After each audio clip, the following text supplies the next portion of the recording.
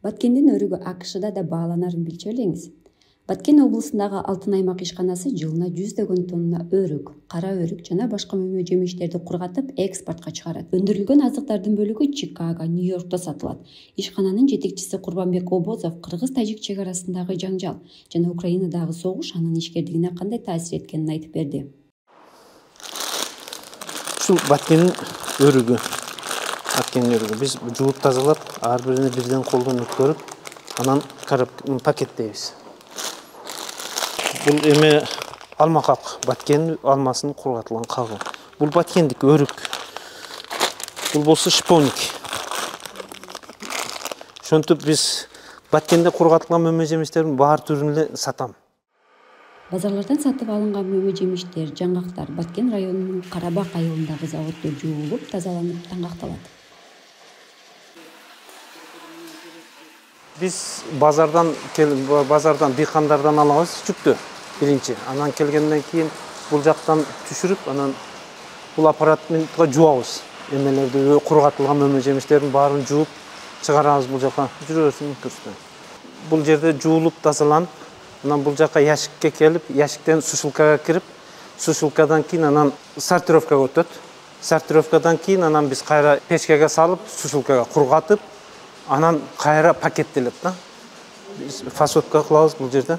Бул жакта эме болуп, фасовка болуп, аялдар бир катар сортировка кылгандан кийин, анан кайра эме даяр болуп, этикетке басылгандан кийин коробкага салып, коробканы складка жылдырабыз. Анан даяр болгондон кийин бияка кийирип складка караңгы жерде турат.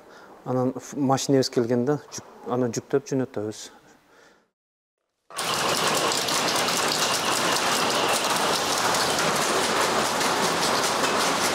Аны жерден эки бөлүп чөп.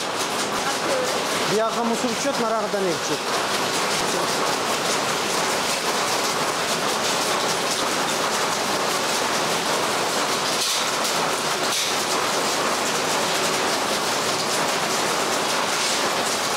Түптөлгөндөн кийин мен бир эле түрктөргө сатчу эдим. Андан кийин беларустар менен иштешти баштадым. Андан кийин украинецтер менен иштешти баштадым. Анан алысы Америкага чейин сатып атам. Азыр бир айда, 2 айда бир контейнер 22 тонна өрүк сатам мен Америкага. Бул мындай туруктуу саткан клиентим ушул да. Турцияга болсо бир жылда мен бир 200 тоннадан ашырып кайнолуп сатам. Биздин оборотубуз Кудайга шүгүр жакшы эле. Баткен өрүгү Кыргызстанга эле белгилүү эмес. Түшүмдүн басымдуу бөлүгүн бакпандар ортомчуларга сатышат. Ортомчулар өрүктү башка өлкөлөргө жеткиришет. Курбанбек Обозов дагы өзүнүн ишканасын ачканга чейин ортомчу болуп иштеген. Мен 2008-жылдан бери ушул иш менен алектенем да.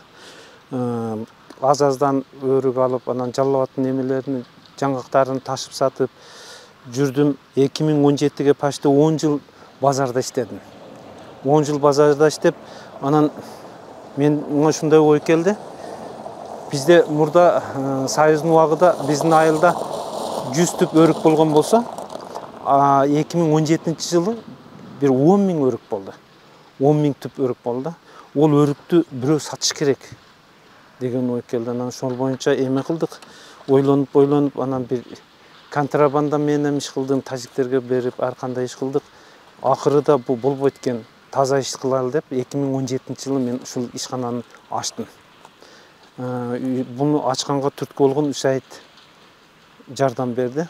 Оборудованиянын баарына Усайт алып берди. Алтын аймак кургатылган жемиштерди чикизат катары дагы экспорттойт. Мен көбүнчө эмеге берем, Турцияга берем. Турцияга биз коробка 20 килограмм, 10 килограмм кылып беребиз, мындай эме кылбай, ишканага беребиз, сырьё катары. Беларусияга берем, Украинага берем. Азыр бизге мисалы Россия менен Украинанын согушу бизге жакшы эле тоскоолдук берип атат. Себеби 3 клиентим бар да Украинада. Ала албай калды. Согуш болуп ала албай калды, анан кичине акчабыздан бере албай ататтар. Жол жок болуп атат. Ишкер Украинага жүктү жеткирүүнүн жеңилдирээк жолун азырынча таба элек. Ал эми кыргыз-тажик чек арасындагы чыр чатактан кийин өзүнүн ишканасына жумушчуларды табуу дагы кыйындап кетти. Кечээ бир кичине кыргыз тажиктин ортосунда эме болду. Биздин айылдан жумушчулар коркконундан десек болобу кандайдыр шаарга кетип калган. Мага ушул уруштун кесепети жумушсуз күчтөн кичине аксап турабыз. Эми бар кыйынчылыкка чыдашыбыз керек да. Тажикстан бизге мына 1,5 километрден кийин граница Тажикстан жагы. Уруш болбосун, тынч заман болсо бизге тынчылык болсо эле жакшы болот. Курбанбек Обозов кыйынчылыктарга нааразы деле эмес. Тынчтык болсо эле баардык маселелерди чечсе болот дейт ал.